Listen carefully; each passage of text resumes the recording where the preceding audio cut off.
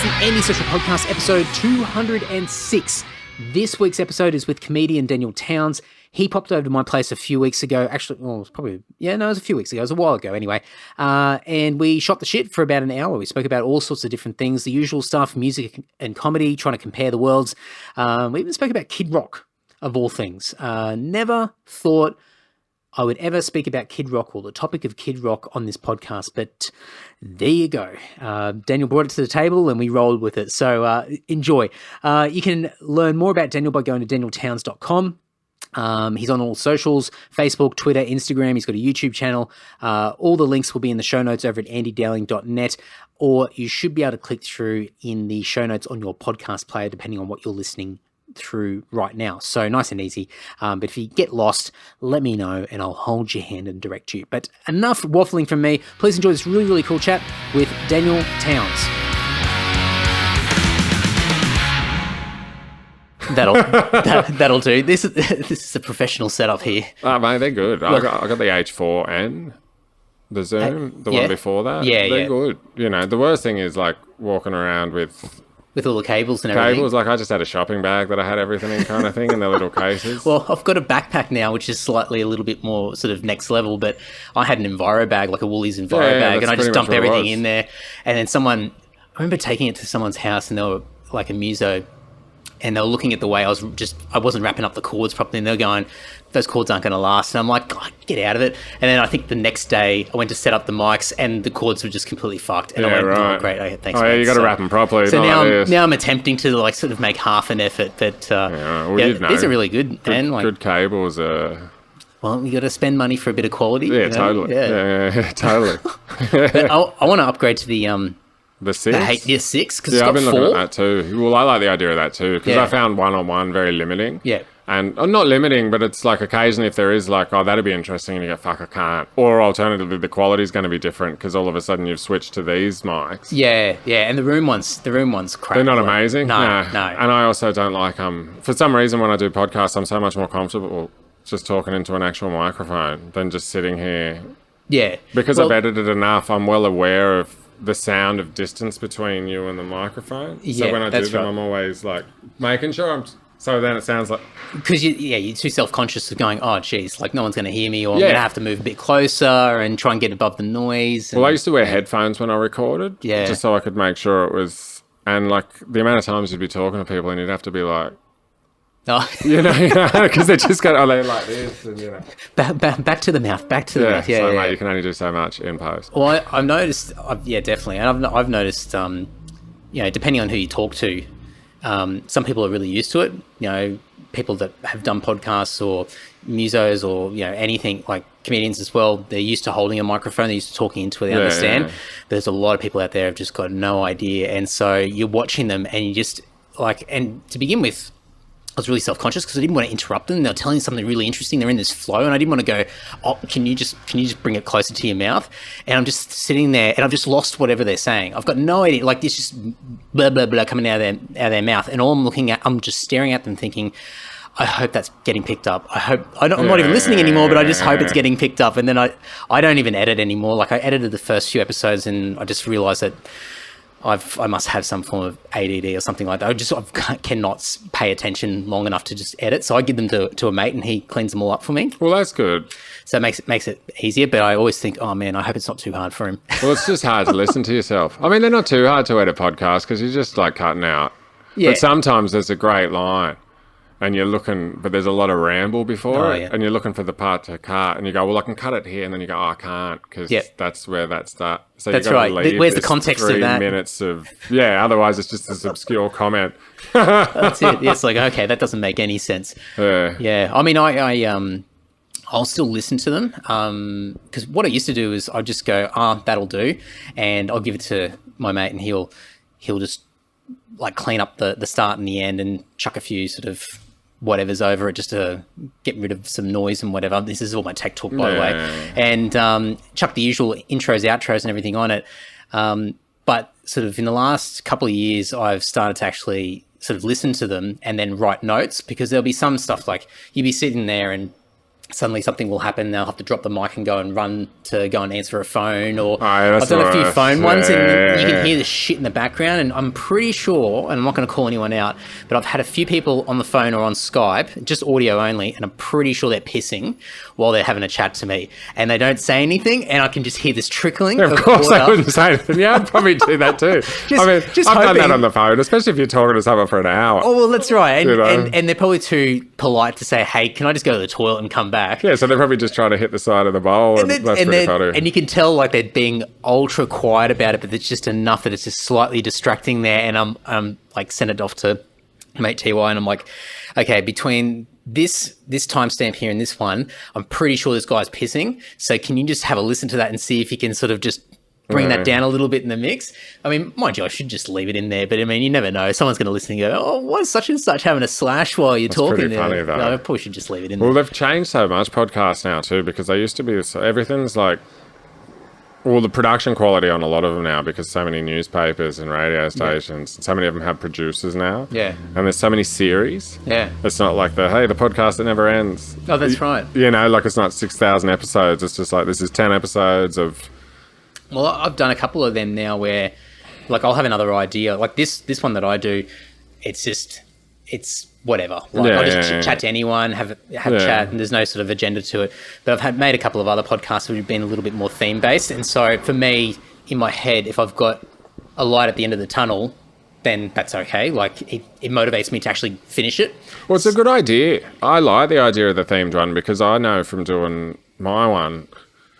Like, eventually you get to a point where it is hard to guess. Yeah. It gets harder. Yeah. You know, or like, before I released mine, I won Melbourne Comedy Festival. I didn't do a show, but I was there with my girlfriend, and I was recording 3 a day. Yeah, nice. And I was there for a month. So when I left, I had a stockpile of like 60, 70 episodes. And I was like, I'm always going to have something in the bank here. Yeah. And eventually, like a week, it caught up, and then you run out of backup episodes. And it's like, you got to start going to the same names. Yeah. You know, like, especially when you're keeping it just within one industry. Yeah. And then it's also availabilities and all that kind of stuff, you know. And then it's also like, most people, I would go to them. Yeah. You know, like, it's like, oh, it's all right, I can come to you. Yeah. You know, like, you just want to make it as easy as... Like, that's it. You just don't want any excuse for them to say, oh, I can't get there. Something else is happening. Yeah, or also, I've picked people up, you know, like, because they're doing you a favour. That's it. You know, kind of like, they're doing you a massive favour, so you're like, all right. So it's a lot of work. Did you ever have somebody in mind that you just... it's probably not the right word, but obsessed over, where you're like, I want to get this person on the podcast, and you sort of just, everything else stops, and you end up delaying yourself and sacrificing other opportunities because you just honed in on one particular person. And for whatever reason, they're rescheduling on you, or they're taking their time to sort of commit to it, or... Not really. Like, there was a few that I'd like definitely wanted to do, like more, but that was more based on the opportunity, or they had a good story, or it was like, oh fuck, that'll be a good one. Like Trevor Noah, I did one with him. Like, he was really early on, you know, it was like the 5th one, I think, and he's just got such an interesting story about growing up in apartheid, and I was like, fuck, and he's so good. And when I first met him beforehand, I was like, oh, this is going to be, because he wasn't given much. And as soon as we hit record, it's like, oh, that's right, he did radio. Like, he was just on, you know, and he just, really told this story well. It makes a big difference when they've got a bit of talking experience, or just conversation experience, you know. And also, you've probably found this as well, like, when it's just you and someone else, I don't know how you do it, but I kind of match their vibe. Yeah. Like, a bit of a chameleon sort of thing. Well, so it kind of, every energy is different, because every dynamic is different. So every episode has a different feel to it, because it's like, and some people don't want to give away too much personal stuff, which I completely respect. But then other people are an open book, which I also love. Yeah. You know, so it's finding where people are okay with divulging. You definitely have to adjust, like, for sure. And like, for me, like, with this, like, I started with musos because it was just, that was my safety blanket. It was the comfort zone, you know, like-minded, and you can just talk shit and just, it flows. Then I started thinking, well, I'll just find anyone I find interesting, and I like lots of different things. But, some people, like, imposter syndrome kicks in. So then you start to, like, I watch myself as I'm talking thinking, what the fuck am I saying? Like, I'm almost throwing things in there to try and justify the fact that I'm talking to somebody that I normally wouldn't speak to. Like, and so it could be somebody that's qualified in a certain industry, or somebody that works in the science fields or something like that, and you sort of sit there and go, it's almost when you like a feel self-deprecating sort of approach that you need to take with them to make sure that you are like it's understood what the power dynamic is here. Like, you're better than me. Well, they also want you want them to feel like you're qualified. Yeah. And that's the hard thing when you start going outside here. Like, the hardest one I've done, not the hardest, but definitely the one I was the most nervous and worried about was Carl Barron. Oh yeah, yeah. And it's purely because, like, I've met him, and I've never worked with him. Yeah. So everyone else, there's like that mutual. They've seen me, and I've seen them. So there's that. Even if you haven't spoke to them, there's just a bit of a connection there. Yeah, they're like, yeah, that was good, or whatever. So there's something like he knows I'm a comic, but he's not around the same gigs I'm around. So like, whereas other bigger acts, they pop in, but Carl's just on his own. So I was there an hour early, man. I was like writing down questions. Because I was well aware of he didn't need to do it. Yeah. He's never done one in his life. Like, he even said that when I got there. He's like, I've never fucking done one of these in my life, But I said to his manager, I said, look, I like him. Yeah. I said, like, I'd love to. It was the 100th episode. Yeah, cool. And I said, this is completely in his hands. Like, if he says something, I'll take it out. Yeah. If he's not happy with it, I won't release it. Yeah, you got to throw all the disclaimers in there just to say, look, basically, you're not walking into uncharted territory. I said it to him. I said, mate, this is 100% on his terms. Yeah. And, like, if he doesn't want to put out, I won't put it out. But he is 100% safe, and I'm not going to ask him anything that alienates his audience. I'm not going to have him come in and go, got ya. And, like, it was good. It was really interesting. But the more interesting stuff was the questions that I got to ask him when we weren't recording. Yeah, yeah. Because they were the questions I really, like, how do you do it? Yeah. Like, how do you live like? How do you... Were you self... Are you recorded now? Yeah. Oh, yeah. Yeah. Are we going? Yeah. All right. I didn't even realise we were going. Oh, there we go. Yeah. Yeah, right. I'll edit. But, did you, like, sort of going into that, were you sort of self-conscious about going, this guy's done a lot of media over the years. He's iconic in this country, especially in that field, but he dips into so many different fields of people, like non-comic fans know who he is. Like, he's a household name in a lot of domains. And so you think, fuck, I don't want to ask him a question that he's probably been asked a million times. Like, I don't want to come across as that sort of mundane Q&A sort of thing where as soon as you ask the question, you can see the eyes sort of glaze over and go, oh, fuck, is this what I'm doing? I probably asked him my least favourite question of all time. Yeah. Like, how did you get into... like, every comic hates that fucking question. And you should know not to ask it. Like, you should just know. But yeah, I don't know. They are good fun, though. Podcasting and whatnot. So this is just two people. I didn't even realise we were recording. Oh, really? Because I thought you'd do an intro or something. No. I that's all right. I put one on later, so yeah, I just clean it up as I go. So that's good. Yeah, most of it's just pretty raw and just see where it goes. But same sort of deal, like it's. I usually say it more so to the people that aren't experienced in doing this sort of stuff, and I have to even explain what a podcast is. I was just thinking about what we were talking about. It's like, holy shit, like we're talking about the art of podcasting. Let's get interested. It drops in and they're like, oh, fuck, all right. The usual thing that people talk about on a podcast, talking about podcasts. Yeah, that's it. That's funny. Oh, man. But... yeah, I'm always really sort of self-conscious about that sort of stuff and just talking to different people. And one thing that I think I always stereotype my sort of demographic, which is you're very sort of rough around the edges, sort of metalhead kind of muso guy that's grown up in the suburbs and sort of the tastes and things that you're exposed to have been pretty limited up until a certain point in time. And so a lot of the guys that listen to this. Sort of similar background to me, so I think people get a kick out of me sometimes put my foot into it and just asking the fucking dumbest question along the way, and they just go, oh, thank fuck you asked that, because I would That's never. Good, though. Oh, it's so good, and it helps me, especially when I'm speaking to someone who's like someone who works. I had a paleontologist on, and I just had no idea what I was talking about. I just dinosaurs are cool, so why not? And I went in there basically, I'm just going to try and be as dumb as possible and diffuse him, so he knew he was dealing with an idiot, but it was in this sort of lovable way, and it kind of worked. But anywhere I'm out of my depth, I'll just try and ask like something that's basic as all hell, but I'll try and cushion as much as I can just to try and make myself feel better. But I always think I'm going into battle for everybody else that's listening, and I'll put my hand up and be the village idiot. I've thought I generally stick the same kind of thing. You know, I ask those generic. I do that on stage as well with an audience member if they throw an occupation at me where I'm like, oh fuck. Like, I don't even know what that is. And you just say something like really dumb and kind of, you know, that'll just kind of like deflect and move on. Do Depends what I'm doing and where I'm doing it. Like I like it, but then it's also, it's good and it's bad. Yeah. Like everything that makes it great is also everything that makes it not a waste of time, but like you can't recreate it. Yeah.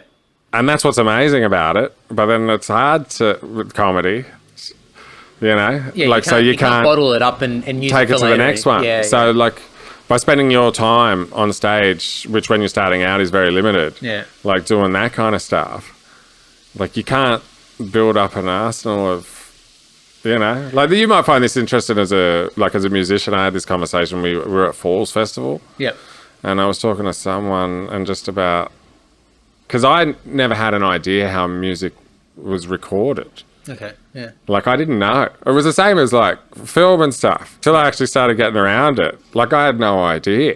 Yeah. Like, you know, the one camera over the shoulder, and then you start noticing, it's like, oh, I should be able to see a camera there the way this is kind of shot thing. And, oh, man, it must have even been recently. Like, if I posted this on Reddit, like, today I learned, you know, it might have even been, like, in Straight Outta Compton.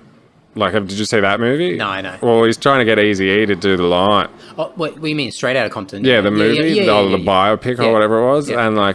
And he did it, and he goes, all right, now we just got like 43 or 44 to go. Yeah. And I didn't realise, and I was like, all right. Yeah.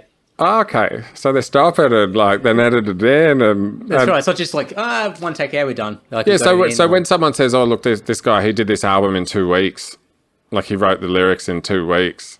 Or like he recorded into, like, if you take out every other step of the creative process, like and get to that recording, like that's impossible with comedy. Like with music, you can just, I fucked it up, and you can just do that same section of the song 20 times until you fucking nail it. You can stay in the studio all night. Whereas with comedy, you need 20 new audiences. That's right. You can't just go, oh, hang on, I want to do that one again. Well, what I see with comedy is like, comedy is when comedians, they, you know, if they're going to record a special or put some sort of product out there, you'd probably be running that material for who knows what, 12 months or 18 months or a while, like to try and work it out and get to a point. And you can't go to like a rehearsal space and talk to yourself and work it out. You've got to work it out in front of a crowd. So it means 12 months of...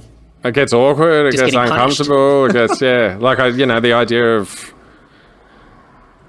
just being able to stop and do it again. But then that's what makes it so, it's like a tightrope.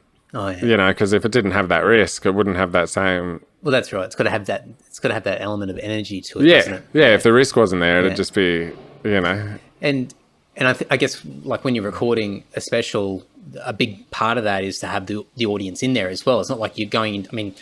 Yeah, I guess there has been studio recordings in the past, like, you know, decades ago, but you know, comedy is there with the audience, so you're not going to go into a studio and go, oh, here's all my jokes, I'm going to record them and then chuck them out, you know, online, and for people to enjoy, it's got to be sort of in that live environment.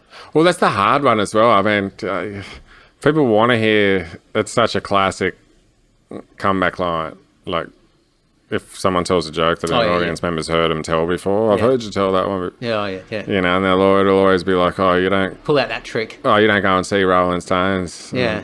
And, you know, get angry when they sing Satisfaction. You know, there's always... Right. Yeah. You want the hits from musicians, but with comics, it's like... People will listen to it once or twice and they go, what else you got? Well, yeah, it's weird because, I mean, I know there's some big comedians that have got classic stories and people just yell out for them and they embrace it, and you just sort of think, I mean, like, you know, when I was buying DVDs, I'd get, like, you know, comedy specials, and I guess I'd watch them multiple times. Like, it would have it'd have to be a fair bit of time in between though. And I guess if you went and saw somebody live, even though they're saying the same joke, it'd still be different anyway, I guess, because there'd be a different energy in the room, and maybe the delivery might be slightly different. And it was for also the comedian, it'd be punishing. It was a rarer commodity then as well. Yeah. Like back in the day, even with DVD, it was rarer. Yeah. Like comedy, like you could only really get, Jerry Seinfeld. Yeah. Eddie Murphy, Robin Williams, That's right. Billy Connolly. Yeah. Like there was only a handful that you could actually access in this country on VHS or DVD. Yeah, pay $50 a pop. You know what I mean? Yeah, and so watching stand-up was like now on Netflix and all you just see there's new ones all the time. Okay. Like it's never ending. Yeah. Comedy Central used to do that in the state. I don't, maybe they still do, but they'd have a half an hour one. And like that, that was like the first recording thing they'd do on the way to the full hour. Yeah. But I think that's kind of gone as well. Because you've done a couple, haven't you? Yeah, I've recorded a few things. Yeah. It's an interesting one with comedy because you're taking something that is in the moment, like regardless of how many times you've told that joke before, it still is in the moment. Yeah. It's still a job. And like so many factors can influence it. Like if you're having a shit day, or if you think about it too much, this needs to go well because I'm recording it. Yeah, fuck. Yeah, that's it. And like the last one, the one I did on the ABC, that one I recorded earlier. Yeah. And the audio fucked. Something happened with the audio, and my mate that did it, like he does it for TV. Yeah. Like he's in bands. He used to be the engineer, like the sound guy at the Comedy Store. Like I've known him since he was, Yeah, like, so you're in safe hands. Yeah, totally. Yeah. And he fixed something for me once. He took out the noise of 300 screaming kids out of the background because there was a school next door to where we filmed something. There was just a school next door, and they were all out in the playground. And I said to him, man, I don't know what you can do with this. And he got it all out. So like he's a professional. You know what I mean? Yeah. He knows what and he couldn't get it out. And he goes, man, I've sent this to so many friends and people that do this job, and he goes, no one knows what it is. There's nothing. And it was just like every so often there'd just be like a sounded like a dripping tap or something that there was nothing that you could put over it. And then because I was just like, oh fuck it. And then that opportunity came up, and just before I went on, like I said to myself, look, there's no guarantee this recording's even going to work, so just don't put pressure on yourself. Because of all the things I've recorded, I could tell you the ones where I went, yeah, I know that. And other ones where it was like, yeah, I did the job. Yeah, right. You know what I mean? Because some of them, it's like you know what each joke gets. Yep. And when you're loose and you're relaxed and everyone will say they have their best gigs at the ones that don't matter because it doesn't matter.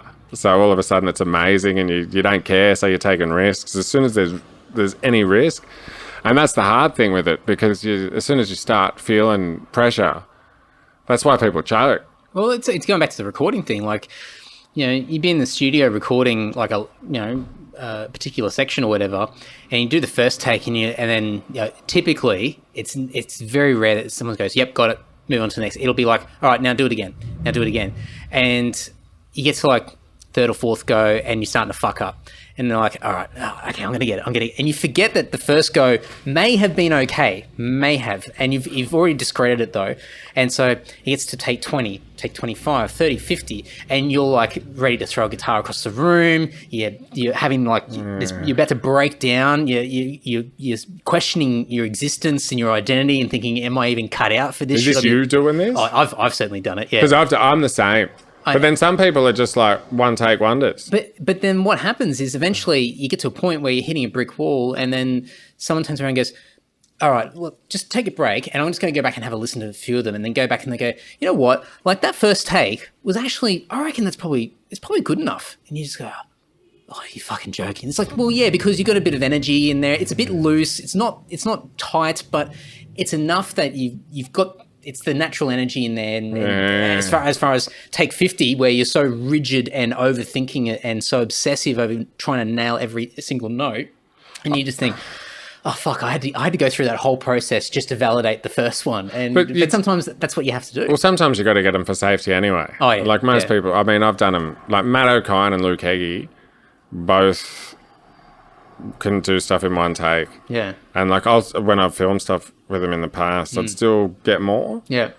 But it was always the first one Yeah. I was like, fuck. Every time, whereas myself, I'd take like 13, 14, and I felt like they were all different. Yeah. And then I'd watch it, and then there's no variation in them whatsoever. And I think I'm being heaps more animated. Yeah, that's right, yeah. Yeah, it's like, it's moving around. Can't really do much of this. But yeah, some people, I think they're just good, and I'm like more of a, I think I can do that better. Yeah. You know? Whereas when it's easier to watch someone else and go, oh, fuck, they nailed that. Yeah. As opposed to look at yourself and go, Have you struggled more with doing stuff in front of the camera rather than sort of just, you know, the visual aspect? Because I've only sort of, I mean, I've done video clips and things like that with the band, but I did some stuff in front of the camera last year, and it was just, I realised how fucking hard it is. Like, it's like, going back to that breakdown moment, I was questioning everything, and I was about to have the biggest tantrum because I was just so self-conscious about being in front of the camera, and I was overthinking the way I was talking and moving, and am I crouching, standing?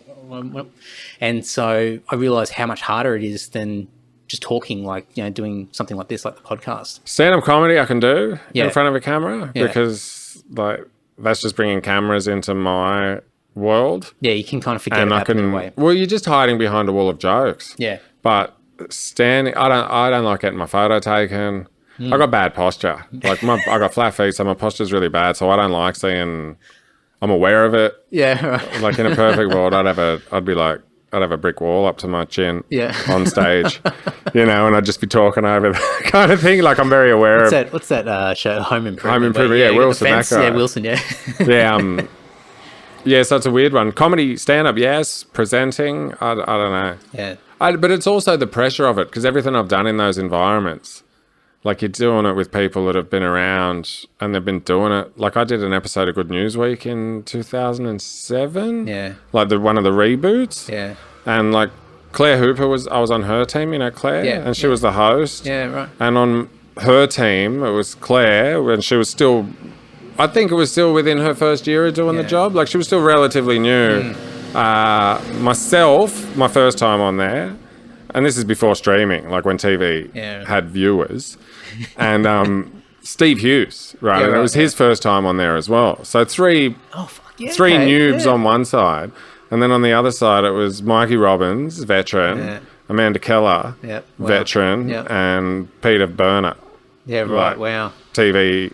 So these people are all comfortable in front of the camera. Seasoned, yep. And like I had no idea about like how it was done and like how loose the recording was and how long it took and how much they chopped out. So like once you know more about editing and all that stuff, it's easy to go in and go, I can throw in this random comment completely out of the blue. So you're probably walking into that sort of scenario thinking everything I say has got to be perfect. Like I've got to make sure that when I talk, I'm on point where you probably didn't need to be. Or have a couple ready to go. Yeah. If one doesn't land, don't let it cripple you and just keep... Like Mikey Robbins was great at that. Yeah. Like he'd throw one out if it didn't hit, here's another one, here's another one. Yeah, But by the time he'd finish, like what you had to say has nothing to do with what he just said. It's like, fuck, I can't get this joke in now. So what I learned doing those is like you just got to be ready to go. Yeah. And then if you've got nothing to say, hesitate. Just smile and laugh at someone else so they'll at least cut to you in the... and hopefully get this nice screenshot. So they'll use you in the cutaways. Because when you don't have the experience and you've got three rookies and three veterans, it's hard to... Are you shitting yourself going into that? Oh, definitely. Yeah. Definitely. And it was first time sort of doing proper TV? Like in... on a panel. Yeah. Like I'd done stand-up. Yeah. Like on something, I think the Footy Show or something. Yeah. But stand-up's different. Yeah. You know, like it's always like, same as like bringing cameras into a comedy club or a theatre I love. But like things like the Footy Show, when it's not a comedy show and having cameras in between you and the audience, it's hard. Yeah. Like it's like the American talk show thing. They're a bit different, I suppose, because they are a comedy. Yeah. Like a spot on, say, when it was on TV, like Rove Live. Yeah. That would have been a completely different feeling to doing something on the Footy Show because that was a comedy. That's right. And it was comedy audience, and it's like, now here's some stand-up comedy to complement all the other comedy. Would they vet what your material is? Because I know in the US they do quite a bit of that. On Footy Show in particular. Did they? Yes. Yeah? Yeah, they told me I couldn't do a joke because it glorified smoking. Oh, okay. And I was like, okay, you just called Anthony Mundine chalk. Like, how is that not You know, so I can't say this because it glorifies smoking, but you can be racist on TV. One thing works, one thing doesn't. But so it was so funny to me that because I actually said that too. I said, but they just called him. You know, I'm not saying one excuses the other, but I'm saying, hang on, so I can't do this, but you're okay with that. Wow. You know, mine was like a joke. Yeah, and of all the things as well, especially. I mean, I do get it. It's smoking. Yeah, you know, and it's a sports show. But then it was the Winfield Cup for how long? Yeah, well, that's exactly right. And look, not to. I mean, mind you, I like to stereotype lots of people, but, you know, a big part of that key demographic for years, for decades, has been sort of working class smokers. Like, you know, it's, you know, I mean, growing up in Queensland, you know, just footy culture was, you know, you can't escape it in Queensland. Everyone was smoking, you know, so it's just, but obviously, you know, as times change, you're trying to shift the culture a bit. And how come so many bands come out of Queensland? Or out of Brisbane? Yeah. How come there's such a... I don't know, maybe not. It seems like there's a lot. There's a lot. I mean, it's a good lifestyle up there. It depends on where in Queensland. Like, southeast pocket's really good. I mean, and I think the music scene's been pretty good there for quite a few years, for the last 20 years. It's been up and down like anywhere, but it's sort of always embraced music, I think. And maybe it's just a lifestyle. It's so chilled, and I think people sort of, I don't know, maybe. But then, you know, you look at the other end of the spectrum, Melbourne, and Melbourne's like the creative hub of the country in some people's eyes, and especially music. I mean, that's the mecca of music in the Southern Hemisphere. Like, is it? Yeah. Really? Yeah. Really? Yeah. And like, you don't know. I mean, my knowledge of Australian music is so bad. I didn't know that. Like, I know that's how comedy has that reputation. Yeah. But would it be the same? Melbourne would be the sort of the main spot in Australia? Everything's changing now. Yeah. Like, it definitely is. Yeah. And Melbourne Comedy Festival is definitely the biggest thing in the country. Yeah. Like, when it comes to opportunities and, like, all that kind of stuff. But then at the same time, like, there's more gigs in Sydney, like, year round. Yeah. Like, so Melbourne has a big thing once a year, and then all this, like, they've still got a lot of great gigs, a lot of awesome comedians, and a big, but I think the scene in Sydney is stronger. Like, Henry Stone, he said it to me a long time ago. He was like, mate, you can live anywhere now. There's the internet. That's it. You know, and you kind of can. Like, so it still is seen as that, but the comedy festival has a lot to do with that perception. I was going to say, it looks like it's the Mecca. It looks like that's the place to be. It's sort of like the LA, New York sort of thing in the States. You gravitate to each side of the country. But it's also the art capital of Australia, right? Yeah. So they could just make that claim and just throw with no grounding, throw it in. It's the poetry capital of the country too. You know what I mean? There's probably like I've never get a poet on and see what the scene's like. Well, I've never seen a live music night. Yeah. Like in Melbourne, like advertised or bands. You see it all the time in Brisbane. And I know I see it around here, but maybe I'm just like I said, I don't know much about it. Don't worry. I mean, it's only been the last few years that I've even sort of become more aware of like comedy in this country. I mean, I was joking to someone a while back saying like I was the Triple M or sort of the Triple M equivalent of like a comedy fan in Australia where I'd only listen to what's on the radio, you know, and that would be about it, you know, and it's only been sort of more recently where I've gone, oh fuck, there's actually like a lot of good stuff in this country. It's not just all, you know, United States or UK or things like that. But then that's also like I don't fault people that, because I was the same, and most people are the same. Most people's lives are too busy to assume there's more out there. And actively seek it. Yeah, that's it. You got to search for it, and so there's got to be something to actually motivate you to go searching for it in the first place. So that's always the difficulty. If there's nothing there initially to grab you, not so much grab you, but to even make you aware. I think that's the big thing. Sometimes it's just the awareness, and if people are slogging it out during the week, and you know they've got the things that they know and they're reliable and the things that they like, then the motivation for them to go, oh, what else is out there? What's new? What's unique? It's harder. And you find, I said it to someone the other day who's doing it. He's doing his first Melbourne this year, and I said to him, like, and the problem, he's go, who the fuck's going to come to?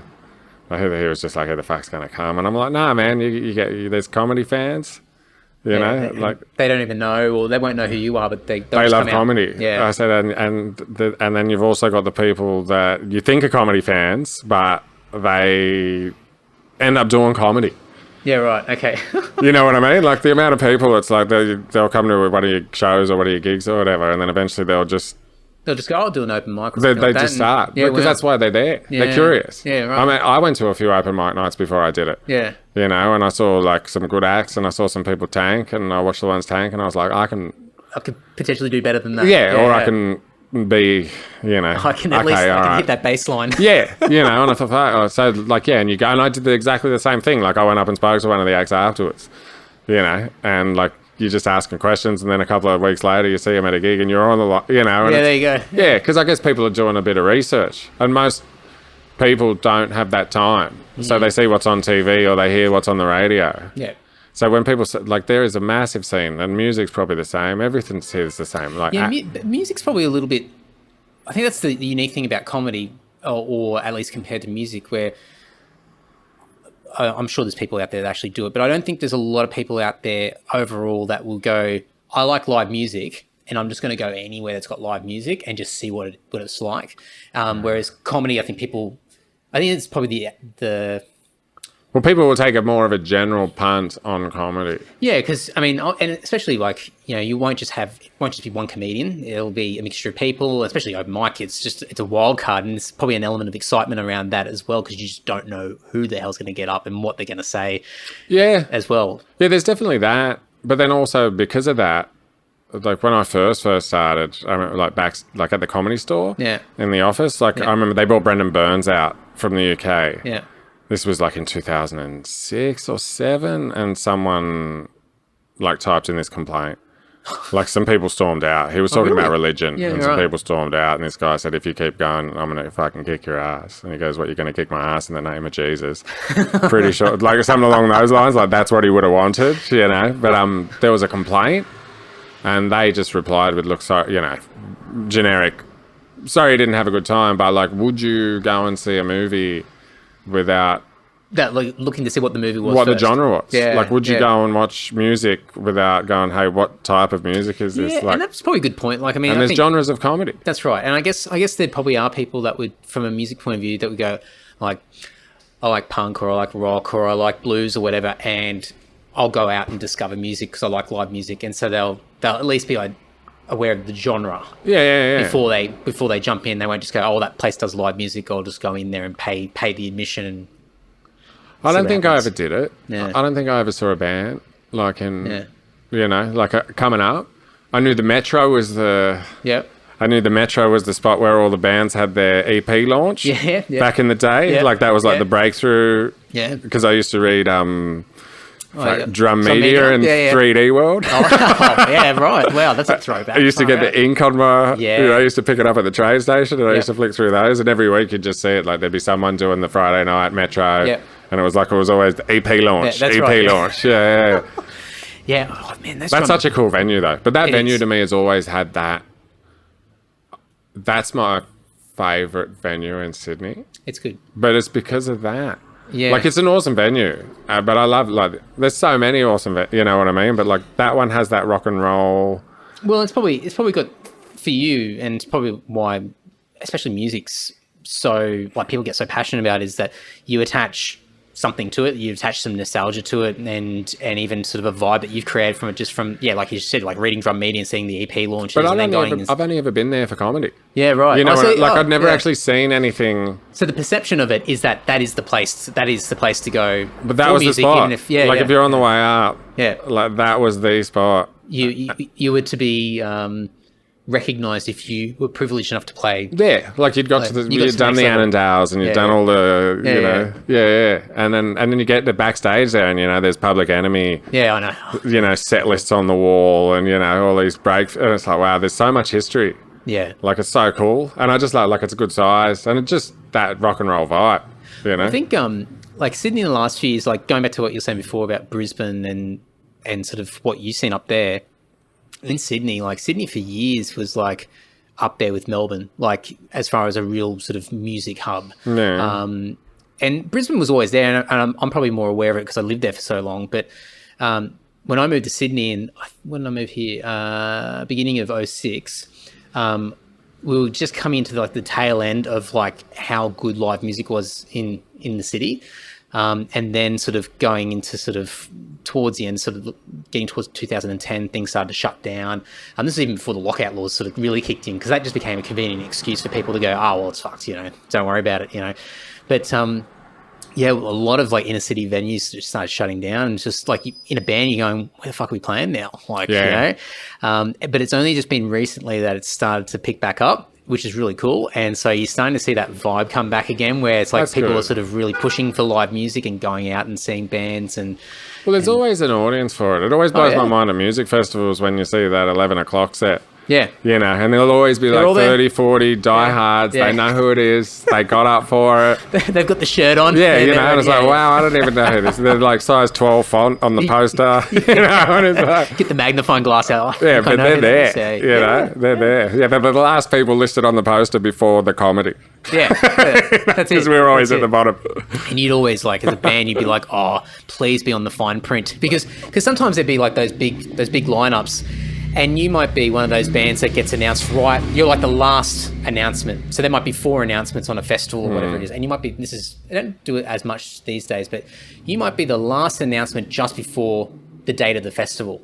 And so you might be somebody who's won an opportunity to be an opening band, or you're like just one of the locals that gets a shot or something. Yeah, the last minute shot. Yeah. And you're not even on the poster. So you've got to somehow validate this opportunity, not just by being there and playing in front of hopefully a few people, but trying to put it on your band CV by saying, oh, we got to play this festival. And someone's like, well, prove it, So then you got to go, like, someone's got to take photos of us, prove that we're there, we've got to document it, someone's got to video it. And so even when you're like, that fine print on the poster, that's like gold. You're like, oh, it's something. It's totally. Like straight to the pool room, like. Well, it's good with history too, looking back and seeing someone being, wow, they went from size 12 font to like having their own font. That's right. They went to bold. Or like say like Metallica. Like that's when you know you've made it, when you've got your own font. That's right. Yeah, that's right. You've moved away from like the you're not using Impact anymore. Right, Someone's done some 1s and 2s for you.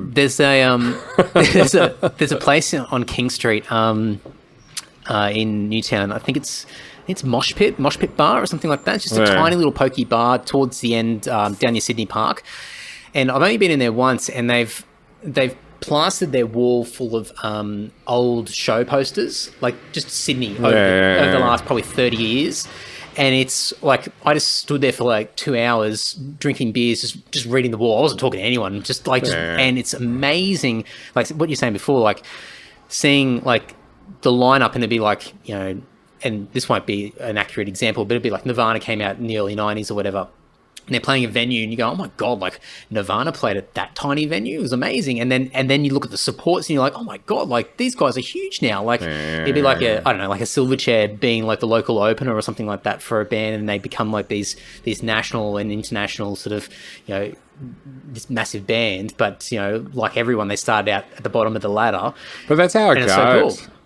Like that's what I love. Yeah. I think actually that's probably one place where comedians have an advantage over musicians. It's if you're the opening act for someone. I think comedy crowds will give you a bit more room to move than a music crowd. Is that because they're just excited to be there, and they're probably you've definitely still got to prove it. But I think like if I've paid money and I'm going to see. If I'm going to see the Rolling Stones and they go, give it up for Jimmy Smith and the Crickets, and I wasn't expecting, like I know now that it's coming. Yeah. But like those people that only go to one concert every now and then, and they don't know a support's coming, they get angry. Oh yeah. But because they don't know the songs. Yeah. That's that thing before where we were saying, like, people want to hear the songs they know. Yeah, so it's an advantage for the band, but like if the support act, whereas with comedy, because people just want to laugh, I guess. You've still got to win them over and prove it, because you walk out and they're like, oh, fuck, this isn't Dave Hughes, or this isn't who we paid for. Like they're already on the back foot, but you can turn it around quickly. Yeah. Whereas with music, unless you come out and do a cover of the band, that's right. Like you're never going to win them over as quickly as. Yeah, we've had that heaps of examples over the years where we've supported a bigger band and come out, and there might be a few people that know who we are. Gig, mate. But you look out and you just instantly crossed arms and just stand there looking at you, and you go, ooh, energy is not here at the moment. And so for those first couple of songs, you're like just pushing up a hill. Oh, they're waiting you out. I've got to break them. And eventually some people going, you can see them sort of turn to their mate going, oh, they're all right. You know, you can still see him sort of not go, not bad. And, you know, like we would do that. We'd whip out the cover, you know, whatever it took, you know, but we'd do the cover at the end of the set. And that was like, the way we do is like, you know, try and warm the crowd up because that's what a sport was. It's a good idea to do it at the end because if you do it at the start, it's kind of like you're saying, oh, fuck, I need you guys. Well, you've climaxed too early as well because then you get them all hyped up. It's like, oh, now here's an original. And they're like, oh, but we were just having so much fun and now we've got to try and pay attention to what you're doing. And because they're long sets too, musical opening sets. What are they, 30 minutes? Oh, at least 45. Yeah. Like I've seen some and it's like, fuck me, this is a headline set of comedy. Yeah. You know, this is... Well, that's one thing that's always fascinated me about comedy as well. It's like, like for, you know, a local gig or an international show, you know, very rare there'd be anything less than 20 minutes, you know, and for comedy, I mean, you know, you look at the set lists of comedians are on one night and they're doing like 5-10 minute spots. And I'm just like, it gives me anxiety. I'm like, I think about like, and for comedy, it's different. Like, you know, for us, we've got to drag gear out, you got to line check, you've got to do everything. There's all this anticipation, then you get out. And if that was like 5 minutes, you'd be like, you wouldn't know what to do with yourself. But obviously comedy, it's a lot different, but it's amazing. Oh, mate, that's just all the regional theatres and stuff. When you go to those places and whatnot, they always love it when a comedy show rolls into town. Yeah, right. Just because they're like, oh, this is great. It's just a microphone. Oh, right, yeah. And a banner. Yeah. Like if it's a showcase or if it's like a bigger act, they go, yeah, we had such and such last year. He just had like a little backdrop. Like there's no... Yeah, you guys want power? Yeah, I've got power. Yeah. You know, and they're like, do you need a sound check? Like, come in at 4 o'clock for the sound check. So what time's the show start? 8? See you at 7:30. You know what I mean? Like there's like they'll ask me sometimes, do you need a sound check? And I go, was it all right for them? Yeah? All right, good. Yeah, you know, it's fine. Like as long as it's fine, I trust you to fix anything while I'm on it. Like as long as it's got batteries and it's on, we're good. Yeah, and I mean, who knows? Maybe those bigger shows... But even like you would have done some of the bigger festivals where you've got a lot of people on, bigger room, bigger crowd. I mean, there's no sound checks in that. That's you. It's like but I think that surely the techs have done those before the show rolls out. Yeah, but that said, they asked us at Falls. They said, "Do you want a sound check?" Yeah, right. And I was like, "No, man, we're good." Yeah. Like I heard you talking in it. Yeah. It's just like I get it for musical acts. It's the same with festivals. You get it like a tech run. And it's more just and it'd be the same with if you're putting on a show anywhere. You go in, you talk to the people that are taking the show, you tell them how it's going to run, how you'd like it to start, and just so they know where to do what they do. Yeah, and I guess if you're more prop-based and you're doing a few extra elements, then there's probably more of a chance that things go wrong. Some people like the Umbies, the Umbilical Brothers. You know what I mean? Like they used to take a tech on the road with them, or they probably still do when they go on the road, because they had a bunch of cues. He was telling me like it was 60 something or 80 something, just so many cues throughout, and like getting that right every time. What a stress. Whereas my shows, like they give you an hour for this tech rehearsal, and probably look, if you're at the Umbies and you're doing your own theatre, like you could probably take a day. You know, if you're doing like a massive tour or whatever. But for us, it's like an hour on a festival show, and you give them all that kind of stuff. And I'm like, they'll go, all right, it's at 3:30, and I'm like, can we put it at like 4:15 and I'll just use 4:15 to 4:30? You know, 1, 2. I literally go in and go, look, we'll start it like this, like when they're all in, bring the lights down, fade the music out, I'll announce it, we'll start, you can sit there and read a book for an hour. And then when I say thank you, good night, just put on some upbeat music. Because they watch it every day for like 22 nights in Melbourne. Yeah. You know, 21, 22 shows. So I say to them, like, look, if you got a video game, or if you got a book, or if I look over and you're playing games, I'm not offended whatsoever. Yeah, I don't care. Like, you don't have to sit here and watch this every night. There's no cues. Oh, that's the worst thing in a band, like, especially when you're on tour, because you... in most cases, you can't afford to bring a tech with you. It's just too much. It's too much money. So you're at the mercy of, you know, the local house guy who's got the PA at the pub or whatever it is, or whatever venue you're playing at. That'd be so much worse with music too. Oh, and you know, and you would have seen it from a comedy point of view, but you know, their care factor, it varies considerably. You know, you'll have people that are just super excited and they'll stumble over themselves to help you, and then you've got other people that you just can't even find them. I think is it a care factor or a clue factor? Oh, maybe it's a bit of that. It's probably as a bit well. of, because I think some people just don't know. Like I've done like corporate private gigs. Like I did one for a bunch of lawyers, and she was just like, oh yeah, like they're at a restaurant, and I had a function room, but she was just like, oh, off you go. I'm like, what do you mean? What, while they're eating and just hanging out? I said, what do you mean? She goes, well, just go, just go from table to table and. We're just going to walk around, loiter around the tables. I said, no, that's not how it works. Like, but people see you in an environment. It's the same with music or whatever. Like, they probably see it. And they go, well, fuck, the golf club's got a PA. Yeah. We'll get him in there for Robbo's 18th or whatever. And then you get in there and all of a sudden, like, you're talking through a microphone that's coming out of a PA system that's on those shitty ceiling speakers. Oh, yeah. You know them ones? Right. Yeah. Like I can't imagine what that would be like for a band. No. Because I've had that like with comedy and, and it just sounds like an old... train station. It's one of those. Like some of them, and you just get to the point where you know all the things you just learn by being burnt. Yeah. And it's the same as I'm sure most musicians as well. Yeah. Like that there'd be at least one member of every band, the same as like the majority, like a lot of comics have if there's a busted sound desk, or they're like, fuck, the mic's not working. Like they know to at least which line to look at.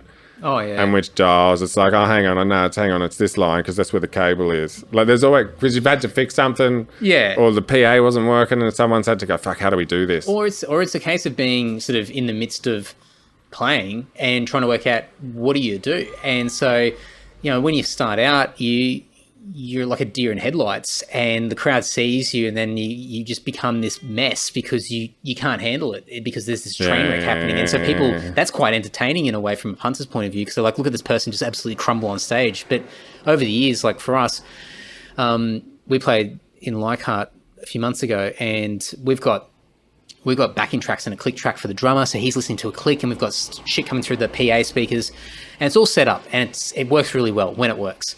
And this is like our launch show. This is the last show of our tour, Sydney, sort of a homecoming show, great crowd, and it wasn't working. And we had the curtains across ready, and the guys at the venue were like, you guys have got to fucking start now because there's a curfew, can't play overtime, blah, blah, blah. And we're like, and we just all looked at it, just rip them out of your ears, and we're just going to play without any of that. And we're like, we can't remember how to do it. And you just roll with it. Sure. And then we just made a joke, and we're notorious for this, for self-deprecating. So we'll just take the piss out of ourselves. And so we'll just say, oh, we're taking an old school approach tonight. We're getting rid of the fancy shit. And so that then the crowd's like, yeah, bring it old school, and they love that sort of thing. But it's how you handle that mistake or that problem in the moment. And that's what makes it so good. But I mean, we've been halfway through a set and something happens on stage, like PA starts feeding back or a mic like just stops working.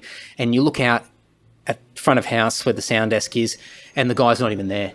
And you're like, where the fuck is he? And you think, oh, maybe he's at the side of the stage trying to fix it. No, he's not there. And you like, keep playing, don't look like you're getting distracted. And then you suddenly see him hanging out at the bar, having a chat to somebody. Then he walks off for a piss and he's walking over here and he looks at you and he's sort of like trying to do a wave without looking like you're trying to wave. And he's just sort of like, just staring, drinking his schooner. And you're like, fuck you, mate, fuck you. And then we've had other gigs where it's been a curfew, no one's told us about the curfew, and they switched the house lights on 3/4 through the set. And so we're playing with the lights on and the guy's coming over threatening to just cut the power because they've got curfews and no one's told us. And you just roll with it and you have to laugh. They just got to go. And so at least the punters think, oh, they're good sports. And then afterwards, at least they played till they got off that. At least you played till you couldn't play anymore. Well, that's it. Like, oh, that's rock and the roll, venue was still open for half an hour at the end. They played till the lights came on. Yeah, that's all right. But but as you said, you got to burn. You got to burn before you realise how to deal with it. Like, but even you still get burnt though. Yeah, like because you forget. Yeah, or someone like it's the dollars signs right. Yeah, you know, and you just forget to ask that one question, or you go, oh fuck it, just whatever, and then you get there and you're like, oh.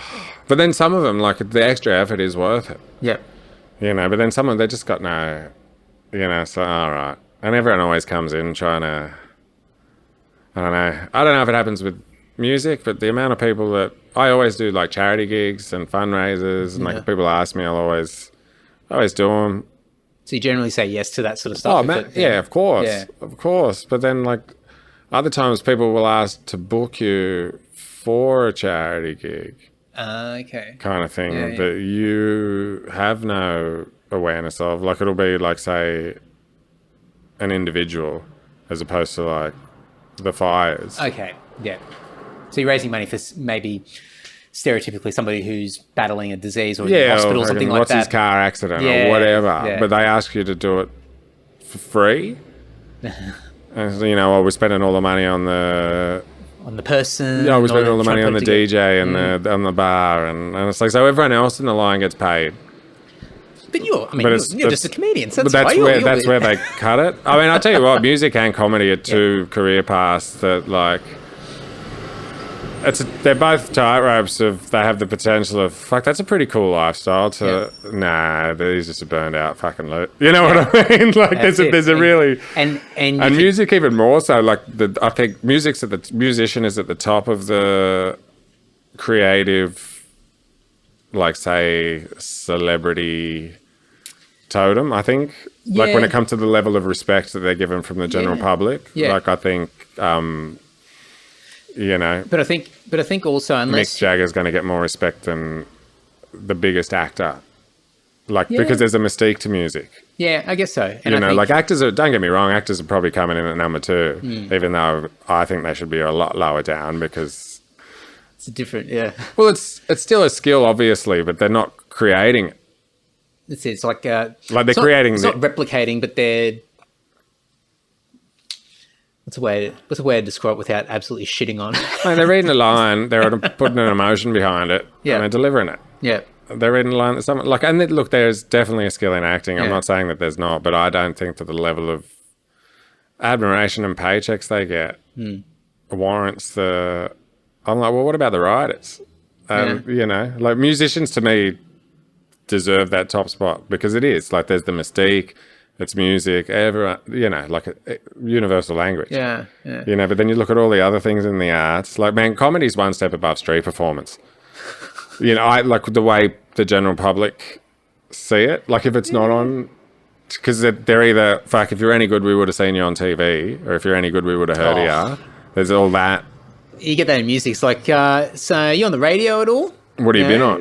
Like, yeah. So you're on like, so if I put on Triple M or something like that, would I hear you? And not really like, or just like, say, do you play originals or have you got a demo or something like that? And he's like, all right, okay. Well, for music as well, because people know where there is no limit.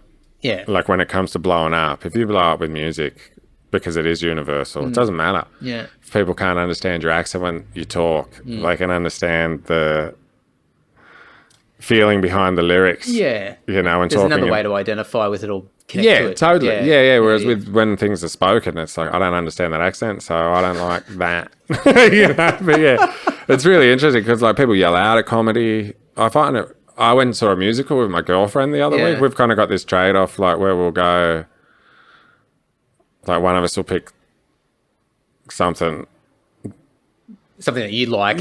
So like for every like hip hop concert, we'll see a musical. Okay, right. You know what I mean? So for every bad singing, like no rhythm, just blustery bravado, for every one of those we've got to sit through. We've also got to go to a hip hop concert. Yeah. That was me trying to make a joke. But it's quite interesting because like there's definitely new musicals around, like obviously, but there are like, it's like Shrek, The Lion King, musical, every other type of entertainment, like it's evolved and moved forward, whereas musicals, like they're re-releasing new stuff, but all the stuff that sells tickets is still... Well, I guess it's similar to the movie stuff, isn't it? It's all the classic stuff. Yeah. It's still like The Fiddler on the Roof and Macbeth and, they're still doing Shakespeare in the Park and all that kind of stuff, whereas everything else, music, comedy, whatever, pick something. They watched what the people before them did, used it, put their own spin on it, and do their new, and it moved forward. And look, I know people have done that, like Hamilton, and like I know and Australia doesn't get all the musicals that say London and New York get, but it just feels like for them to sell tickets, like say if you get into musical theatre, like you're pretty much resigning yourself to a life of doing old classics. Yeah, that's right. Yeah. You know, like it's so rare for... It would be such a niche. It'd be like any of the sort of little niche pockets of interest where you'd have this underground following. So there'd probably be this like really super passionate underground following when it comes to like, what do you call it? That musical culture where people sort of are going to small theaters where it's very sort of, like underground, homegrown, like organic sort of thing where people are sort of totally passionate about creative new plays and things like that. But most people out there wouldn't even know that exists. Yeah, and so they go, well, what's the State Theatre have, or what do the main venues have? And that's the extent of my knowledge of what musicals are, and that's probably about it. And most people, they'll go to their Book of Mormon, that was the first one we saw, which was good. I mean, they're all good, you know, but it's just not my first choice. But I just had that observation when I was there. I was like, they're still recreating an existing story or existing, like, it's already been there from so long ago, because that was the one, because it either needs to be a new hit that everyone's raving about, or there's not just, you can't just go, oh yeah, I'm a musical theatre. I mean, I'm sure they do. I'm sure people write their own productions and mount them in small independent theatres and all that kind of stuff, but it just feels like it would so much harder to, like, if you want to make an album, you can go, here it is, bang.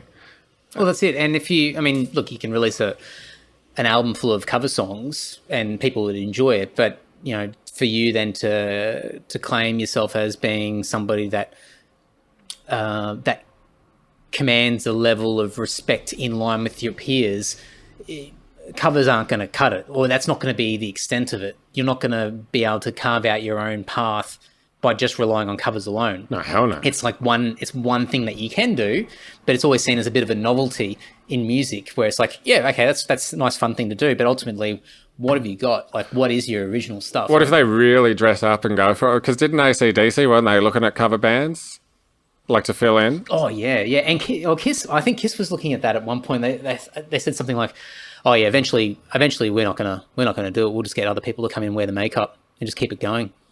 Because it's the brand's bigger than us individually, or our personas. The characters in that band are bigger than us as individual people. But if you were that big as a band and there were tribute acts out there that people, like 1,000 people, would pay to go and see in the local RSL club or whatever, and they were decent, and you were the band and you were sick, like, they probably would be the first place you'd look. Yeah. Because that person has emulated you. That's but it. I mean, obviously, I don't know if they made the right choice or not. Well, it just depends on how you look at it. If it's total business and it's, you know, you're generating a decent amount of income from it, it's probably a smart thing to do. You know, especially if it's a long-term thing where you've got branding. Like, I mean, Kiss is like a pretty unique sort of set of circumstances anyway, but... Well, they are lucky that they can do that with them. Well, that's right. Yeah. You know, maybe they did it 20 years ago and no one knows. Yeah, well, that could be the biggest joke of them all. Maybe they did it. Eventually, one of them puts out another memoir or something like that, and it's this shocking scandal. Well, they all died 5 years ago. For 3 years straight, we had Bobby whatever on drums, and he played, you know, Peter Criss or whatever, and no one knew. Yeah. Well, that'd be great. That would be good. Yeah. Oh, Slipknot could probably do it too, couldn't it? Because they all wear, don't they all wear masks and definitely, shit? Yeah, definitely. There's probably a few. There's a few bands. I mean, we've done it as well, where we'll get, like, years gone by, you'd have like 4 guys in the band, and if one guy couldn't do the show, the band would do it. So it'd be like, you get an opportunity to go somewhere or tour overseas, and one guy's like, I can't do it because of, or there's an emergency or whatever. Well, that's it. The brakes are off. Like, you put the brakes on and you wouldn't do it. Nowadays, you go, all right, well, we're going to get someone else to come in and play guitar or play bass. Or I know some bands that just, their singer stays at home and they get another person to come in and sing. Really? And they'll go and do 4 weeks in Europe with a completely different singer. And just for them, they're kind of looking at, well, it's a business, it's got to keep going. The brand of the name of the band is bigger than all of us individually. So as long as the band is at a certain standard and sounds the way it should, then we'll keep it rolling. I think that's such an interesting way. I think the personalities behind the band can't be so big though that people associate the people with the band. Yeah, like I think Kiss probably can do that because there is that level of who is behind that. That's right. Like they've got the character there. So like I mean, Guns N' Roses, like it was never the same. No. After, you know what I mean? Yeah. Because people were like, oh no, hang on, that's right. You can have the name, but it's not. Yeah, it's the original lineup that people want, or not even the original, but you know the. It's the most recognizable, the iconic, most one. That's right. The T-shirt with the cross, and and the tattoo. And you could get somebody in, as you said, like from like a tribute band or a covers band, and somebody who is spot on, exactly the same sound wise. You could close your eyes and hear the two players next to each other, and you wouldn't be able to pick it. You get the wrong person. But because you know, and you're looking up and you're seeing a different person, you automatically think, well, it sounds different. It's a different experience, it's not the classic lineup. It's not what I want. And even though if you close your eyes, it brings out. Well, that's right, because it's the story, it's the narrative. You want to see the top hat, or you want to see the person you know. You want to see that person. That's it. They're in front of me. Some guy with a fucking KFC bucket on his head. Like that's what you want. You want. Yeah. I mean, so like AC/DC have managed to do it. I mean, they did it. Fuck, they did it with Bon Scott. Yeah. But I don't think they could pull it again. No. Like, they did. Now Malcolm's gone. Like that's. Well, they brought in Axl Rose for a bit. No, that's what I was. Yeah. That's what I was referring to when they were looking at cover bands or him. Yeah. And I still don't know if that was the right choice, because I thought Axl Rose, well, that's a good choice, but then.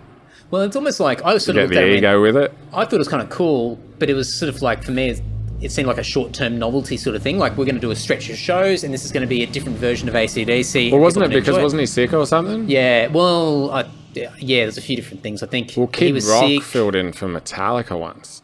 Oh yeah, there was one. Yeah, like a long time ago, he took over at a concert. Yeah, I think there was one where they end up bringing out a few different people and they sang different songs or whatever. But like those one-off things are kind of cool, because it's like if you're in the crowd, some people would look at it and go, "Oh, that's fucked. I want to see Hetfield. I want to see all the guys, the classic lineup or whatever." But other people look and go, "No one else is ever going to see this again. Like this is unexpected." Like I wouldn't be happy if Kid Rock came out. You know what I mean? Hey, and that album wasn't bad. His first one. Oh, I only heard a couple of songs off that, and then I don't even know what he did after that. Oh, after it's all terrible. Yeah, he's terrible. But like his first album was actually, that wasn't even his first album, because that must have been his breakthrough. I'm in the hip hop world. Yeah, like that's the kind of music I like. So every white rapper that's ever been around has crossed my radar at some point. Have you ever tried it yourself? No. But then I always said, like, because I sang at stuff in school. Yeah, okay. But it's just I never got into music. Had no musical ability. Yeah. But I've always, if Vanilla Ice didn't happen, you know what I mean? Because it wasn't our sport. Yeah. You know what I mean? And it's still not. Yeah. But it was also like, there was nowhere to go. Like, Eminem had to do what he did, like, for any white rapper to ever be taken seriously ever again. I think he saved it. No, it couldn't have even been average. Yeah. You know what I mean? Like, if it was just, like, bland and average, it wouldn't have even made a ripple. People would have just been like, whatever, we've fucking tried this. Like, it had to be so far on the other end of the spectrum. Yeah. Like, it could be just gradually better. Top and bottom. Yeah. Like, near the top and fucking barrel of, like, it had to be that for it to... So, I don't know. I like music, and, but comedy's just... I'm not cool enough, like, because I'm I don't have the, like, it's so, like, you watch a musician sweat on stage and the audience stands there and they're like, fuck, that's hot, but people watch a comedian sweat on stage and they're like, oh, he's nervous. But that kind of works, that can work in your favor as well. No, totally. Depending what your routine is as well. It's just, for me with music, I mean, it's a similar lifestyle anyway. It's always like looking on the other side of the fence, because, I'll go to a comedy show and I feel like, I think it's just the imposter syndrome that everyone has. You sort of walk in there and go, I'm like the square in here. Like it's like I'm walking into a different scene, or I'm walking into an area that, and you're sort of going, oh, I'm the uncool person in here. Like everybody else knows the scene. They understand comedy. It's a different dynamic. And, I know that comedian. I know, this guy's good, blah, blah. And I'm just sitting there going, I've got no fucking idea. And I'm going, oh, what a loser, But I think everyone sort of looks at it. If they're not sort of in that circle, then they probably have a bit of an imposter syndrome attached to it. Yeah. Well, when Kid Rock was 19, he had an album out. Yeah. And it was like old school, like he was on turntables, and he went on tour with Ice Cube. Yeah, right. Wow. Like he opened for Ice Cube. And there's all these old photos of him when he's a kid. And he's like got this big spiked high top, like, you know, Kid and Play. Yeah, remember those dudes? Yeah. It's like that big fade. He's got that going. And like he used to do he plays every instrument. Like he was a real kind of indie thing. So he was, I mean, it's not the right thing to say, but he was almost more legit back then, as far as it's not the right word, but you know what I mean. Like he was more immersed in what he was doing. He's a rich white kid though. Oh, was he? So he was always. His old man had like car yards or something. Oh, really? So he says he's from Detroit, but he grew up in apparently it's a nice part of Michigan. Yeah, right. Like kind of countryside. Like someone posted a photo recently of his like childhood house. Yeah, right. And it's like, oh, okay. Just stereotypical. So all this nice, stuff is middle class, talking about slinging crack and all this kind of stuff. Like maybe he did, who knows? Yeah. But like he had a pretty stock standard upbringing. Yeah. But that first album was, and then he did that one that you were singing. Yeah. That was the major. It was a very commercial. Yeah, that was his first major release. But that first one, it was quite interesting because the first two were like rap rock crossovers. Yeah. And it was kind of like before Linkin Park. It was all before all that new metal. Yeah, it was before all that kind of stuff. And it was like, oh, this is interesting. Yeah. And it wasn't a mashup. Yeah. It wasn't like Run DMC and Aerosmith or Two Live Crew and Motley Crue. Collab it was or anything, yeah. It was like one and I was like, oh, this is interesting. And on that first album, he had a song called Fuck Off. Yeah. But it was Eminem was on it. Yeah. But it was because they're both Michigan. Yeah. But it was before the Slim Shady LP, like before Eminem's first album. Yeah, right. Wow. Okay. You know, so like he gave him just one verse on this song. So it's almost like, oh, I'll give you a spot on my album. Yeah, pretty much. Yeah, wow. And like kind of nails it. And then 2 years or 3 years later when Eminem's first album came out, Kid Rock did the scratches like on one of the songs. Wow. And I just, because I was reading the album notes and I was like, oh, fuck, that's interesting. So he gave you a bit of a leg like up. A feature. Yeah, that's right. And you'd only give him the scratches because he's fallen off so much. You had to pay him back a little bit. I'm not going to give you a spot to actually sort of put anything in here, but I'll give you a couple of scratches. You know, he's just a disgusting human being. He's just like this right wing, like. Well, I think because that I don't know what that album was called, but that was like definitely sort of because for me, like I was like the stereotypical high school sort of metalhead, Metallica, Slayer, and all that sort of stuff. Yeah. And then we had sort of a slight sub group that liked new metal, so they liked Korn and Slipknot just started to come in. Kid Rock was one of them. Yeah. Right. And then you had the punks, and then you had like the jocks who just liked listening to Crowded House and Hoodoo Gurus and stuff like that. And so you had like all these different like, little cliques, but that Kid Rock album was like that sort of crossover album where he had these heavy guitars and like really heavy guitars and obviously the commercial success around it. So people are like, oh wow, this is really good. But I think he was also, you probably know, he had like a lot more like southern sort of stuff being put. Because I think he went definitely down like a more country sort of path. Well, I think that's where he went. Yeah, like he went country. Yeah, right. Yeah. And part of me is like, after Eminem came out, he was like, all right, I'm done.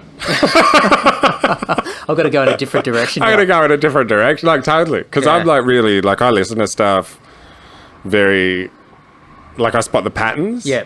And his patterns are very distinct. Like you can see where he's. Oh, it's like A halfway through the third line, then it ends on a B, then it's BB. Yeah, right. Like his like the scheme behind it is very formulaic. Yeah. You know what I mean? It's very predictable kind of thing. Yeah. And I think after Eminem came out, he just went, I'm done. I'm out. Time to get a cowboy hat. Yeah. Yeah. It's quite interesting. I mean, that's probably the most embarrassing album. Like looking back, like I've had other embarrassing things, like where it's like, oh, I can't believe I liked that, like Vanilla Ice, but there's still a novelty to it. Yeah, that's right. Whereas that one, I'm actually embarrassed to admit, and like also because of the way he went. Yeah, I'm like, he was probably always like that, but then I don't know how he could operate in that community that he came up through. How can he be a racist redneck and have come through the hip hop scene? That's right. And totally, you know, and what probably looks like now, in hindsight, him milking that scene, especially if he came from a fairly sort of well-to-do background as well. Yeah. It looks like he's probably saying, I like the idea of this, let's milk it and see where it goes. And yeah, he took it, he used it. I mean, he's the reason you still hear that fucking Follow Me song. Yeah. You know that one? That's right. The Uncle Cracker one? Yeah. Is the reason you still fucking hear that? Who would have thought we'd get into a Kid Rock discussion? I mentioned it to someone asked me the other day. They said, "What's the most?" I was probably been thinking about it because they said, "What's the most embarrassing music?" And I was like, "Definitely that one." I think the worst is if there was photos from around that time you had a Kid Rock shirt or something. No, I never did that. No. I never did that. I've never it's kind of weird because I like band shirts. Yeah. You know, but I've never really. No. I've never because it's always at concerts. Yeah. And then it's like, all right, so I'm going to have the same shirt as everyone. Oh, that was so. And I'll keep an eye on the time, but because I'll go off on a tangent for this for ages. But there was always. I mean, I'm sure it's the same in any little scene or clique, but there's always etiquette. There's always certain things, unspoken rules, and that one is one that's really distinctive. And I don't think it's as big anymore, but it was always a case of don't wear the shirt of the band you're going to see to that show. So if you're going to go and see Metallica, don't wear your Metallica shirt. Wear your Slayer shirt instead. Because if you wore the Metallica shirt to the Metallica show, you're a loser. And or wear the one from the 3 tours ago. If that. Or if you're going to buy one from the merch stand, you don't put it on at the show. You got you wrap it through your belt buckle or whatever it is, and just leave it there, and you can put it on at the next show that you go to that's not Metallica. There's always things, especially when you're 18, first going to shows, weird. And all the older guys were saying all this shit, and you're going, oh man, you're so self-conscious anyway. You want to try and fit in, and I'm like, it was almost like a teenage girl stressing about what she's going to wear and hoping that someone else doesn't wear the same outfit that you wear. And you're checking to see whether your mates are going to wear the same T-shirt. You go, oh, fuck, don't wear your Kiss. No, I want to wear that Kiss shirt. Oh, and was Christmas clothes everything with you? Like when you were a kid?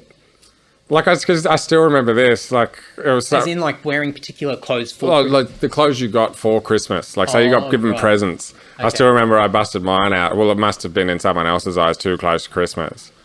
And because I saw them and they just went, oh, wearing your Christmas clothes. Oh, so after that, it's like, oh, okay, so I guess you got to leave a little bit of a lag, like in between the day and wearing it, just so when people go, new shirt, and you go, oh, yeah, I got it for Christmas. And it was like 3 weeks ago. Yeah. Not like yesterday. That just still sticks in my head. I always leave a buffer now after Christmas if someone gives me a shirt or whatever. That's right. There's always a buffer between wearing it and receiving it. So many things. You watch the shows on TV of the American high schools and they were all wearing casual clothes. Yeah. And it used to stress the fuck out of me when I was a kid. I'd watch that and I wasn't even following the storyline. I'm just watching them going, I couldn't handle it because I'd be stressing about what shit. There's 5 days in a row. I've got to try and work out what my week's going to look like. I don't want to wear the same shirt twice. And what's my rotation? Every second week? Or have I got enough shirts? Do I have to buy more shirts? What about the shoes? And what if my mate's got the same shoes? And I was so thankful that there was uniforms because it takes all that out. Yeah. Well, yeah, my girlfriend, she's Canadian, and we drove past the school and she says, yeah, the uniforms here still fucking make me feel weird. Yeah. I'm like, what do you mean? She goes, oh, they didn't wear uniforms. Yeah. But I just know that I'm kind of grateful for the uniform too because I know I would have been wearing the same thing every day anyway. And it don't get me wrong, I hated it. I fucking hated wearing them. Did. But it took so much stress out of it. Oh yeah, all that stuff. Mufti days were good and whatnot, but yeah, you're wearing that one shirt, your favourite shirt, one day as opposed to once a week for that's right. a whole year or 3 years. Yeah. And then you got to bring in money and how much is available to your family to get you those clothes. And Aldi's having a back to school sale. And you can get shoes for $14.99. I wouldn't have let my parents buy them. Well, I wrote it out as a tweet, then I never tweeted it. But I just know that around this country now, there are a bunch of people that they don't even know it yet. They're going to be comics.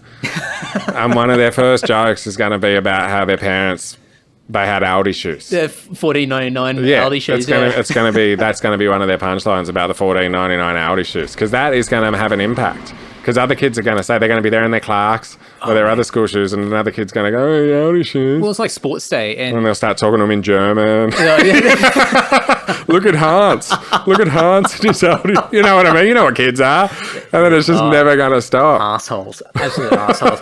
I mean, even in the 90s when basketball was really popular and you'd have all the Nikes, Converse, high tops, basketball shoes. And, I'm saying to Mum, I say, I want Nikes. I want Jordans and things like that. And Mum's like, yeah, I'm not paying like a couple $100 for a pair of shoes. She goes, well, what about these ones? These Pro Sport ones? They look pretty good. I'd be like, nah, no way in hell. And then one kid would walk in and thinking that he's cool, and he's got like these Pro Sports or the Aldi version of Nike. Aero Sport. Yeah, that's right. Yeah, and they think they just don't have the awareness, thinking, oh, these are pretty cool. And then everyone goes, what the fuck are you wearing? What's that Porby shoe or what? This Povo stuff. And then suddenly you can see the kid just in the moment, just gradually breaking down, just going, I've made a big mistake. But they haven't even made a mistake.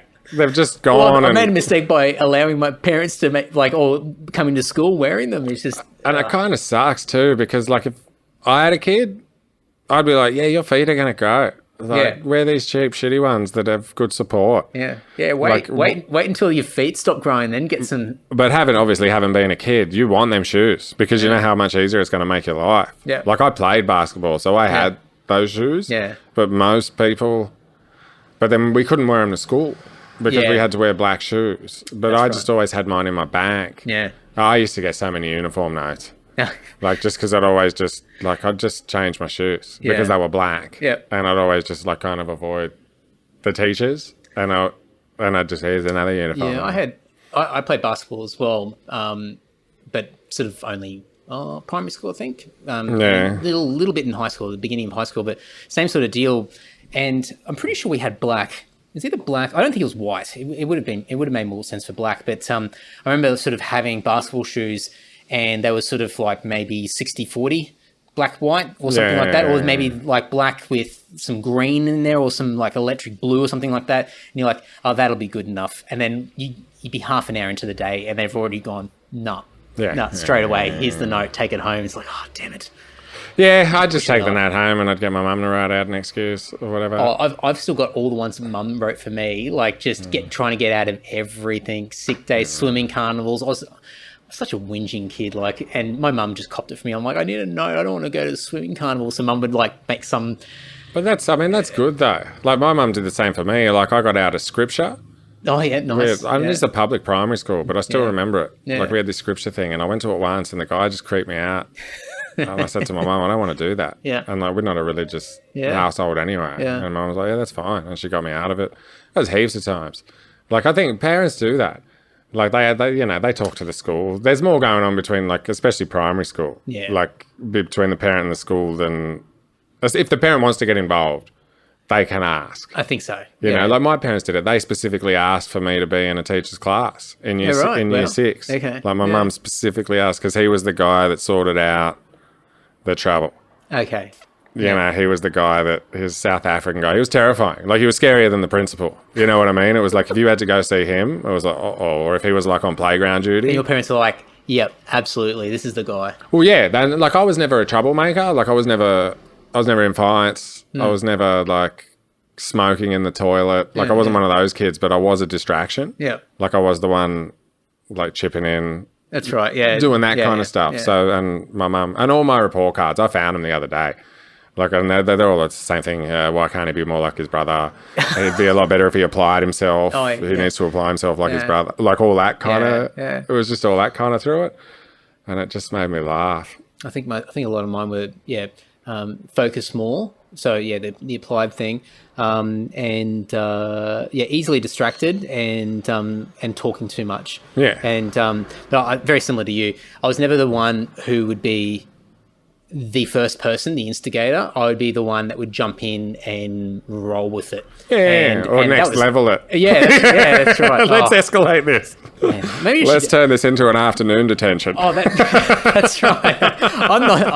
I'm not getting singled out for 5 minutes. I'm going to be here for a full hour after school. Oh, yeah, man. Yeah, but that was. The worst one was we got drunk at recess in year 11, and like 2 of us, I was the worst. Like, some guy's dad brewed this home tequila. So it's home brewed tequila. It wasn't fermented properly. I threw up in front of the whole school. And like, I woke up, there's a 3-hour black spot, but I woke up in hospital and my mum was there and she just looked so disappointed. But there was a list of names of all the people that were in that wing of the hospital, like all the people that are in that ward. Oh, right, okay. And I'm like going through the list, and it's like, right, there's me, and it's like, don't know that person, don't know. And I was in my head, I'm like, fuck, I'm the only one. Oh, so you're just hoping someone else from school? Yeah, and I got to the bottom, and I saw my mate's name, and I was like, oh, thank God. And to this day, they still bring that up, that like, I just wanted someone to go down with me, like as opposed to just like, yeah, I'm the only one that took it this far. Thank God everyone else is okay. I was just like, thank God someone else, because I just realised like this must be bad. Like if we're in hospital, like this must be really bad. Wow. My mum sit there because I didn't even know what happened. You know, like it was just apparently it was quite the spectacle, quite the afternoon. And I'm sure everyone else that was in your year level or was around you probably still talk about that. Yeah, they had a whole school assembly. Like the ambulance came to the school. Like all our parents coming in. You know, my friend, he wasn't as bad as me. I threw up in front of the whole school. Like the whole school. Like in the middle of the playground at lunchtime. Like he was in like a teacher's office and his mum was already there and she stuck his fingers down his throat and made him throw up. Oh. Whereas mine was just like, I have had so much. I went and got him out of class. Because we all went back to different classes. We drank 2 litres in 20 minutes. Oh. And we all went to our various science classes. Yeah. And then mine was biology, but we were doing some practical thing outside. So I've just taken off from the class, gone and knocked on his classroom door and just said they wanted him in the office. And she just looks at him and gone, all right, you can go. And he's just grabbed his bag. But he was in geology, so all these other people in his class, they filled his bag with rocks. So he couldn't carry. Anyway, I ended in hospital. There's a lot of stuff that happened in the middle there, but it ended in hospital. Oh. I still can't smell tequila. Like I can't smell it without feeling like nauseous. It's just had that bitter sound, like whatever that kick is to it, that twist it's got. I don't know what it is. It's disgusting. Silver lining, glass half full sort of perspective. Yeah, totally. It probably saved you a lot of heartache in the years after. Yeah, definitely. There you go. Makes a good story. All right, man. Well, we might wrap it up. Yeah, cool. Yeah, thanks for having me. No worries. Thanks for coming over. This is the first podcast I've done. I'll have to call this place something. I'll give it a name. The Pod By the Shack. way, it's my home for everyone listening. But appreciate it. And what are you doing? Like this year? Like might be a big loaded question, but I don't know, man. I'm figuring existing? that out. Yeah, I'm figuring that out. More comedy. All right. I'm figuring it out. Yeah. Like, it's still. I haven't even started yet. Yeah, right. Kind of wait thing. a few days. I mean, I have, Yeah. but it's like I'm still early January. Yeah, I'm I still know. kind of easing into this. Oh, I'm yeah. kind of fumbling into it. This is the first podcast I've done this year, so it's taken me 10 days just to try and go, all right. Well, I got my let's get first into it. gig tonight. Oh, really? Of the year, yeah. Like after falls and whatnot. Yeah. I'm like, all right, this is first one's, and it's been nice. Like we got a dog. So I've just been spending time with him and, Cool. That's what I'm going to do now. Go home, take him for a walk, blow his tiny mind again.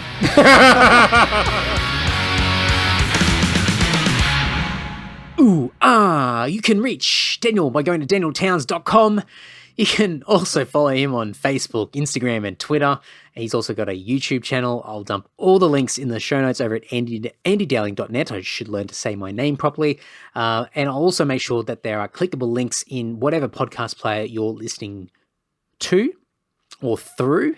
Listening through, that might make more sense. Anyway, you get the gist. So nice and easy to reach out to him. And please, I carry on about this quite a bit on previous episodes. Please reach out to Daniel. Please reach out to any of the guests that have been on the podcast in the past and let them know what you thought of the episode. If you enjoyed it, please pass on a bit of love. I want these people to know that they've used their time well by sitting down and having a chinwag with me. So please, that'd be a massive help for me, and it'd be a nice feeling for the guests to get a bit of love from the antisocial crowd. So something to keep in mind. Before we wrap it up, andydowling.net is the place to go if you want to learn more about me, our band Lord, the podcast that I've been involved with over the years. They're all there. My social media handles, ways to donate to the podcast and support the podcast are all in the links in the show notes, but I believe should be easy enough to find on andydowling.net or andysocial.net. I'm trying to think of what's coming up at the moment. Probably not a lot because I'm recording this a little bit in advance. I had to actually bump Daniel back a week because Joel Hoekstra from Whitesnake just elbowed his way in and got a podcast in before Daniel. So Daniel got bumped back a week. No offense, mate, but when Whitesnake's in town, I dropped everything and managed to get a very timely episode with him. So anyway, I'm getting sidetracked, folks. But if you want to listen to that, go back and listen to episode 204. But Daniel's is out now. I hope you really enjoyed it. Please reach out to him. Let him know what you think. Waffle, AndyDowling.net, DanielTowns.com. That's enough. Until next week, folks. Ta-ta!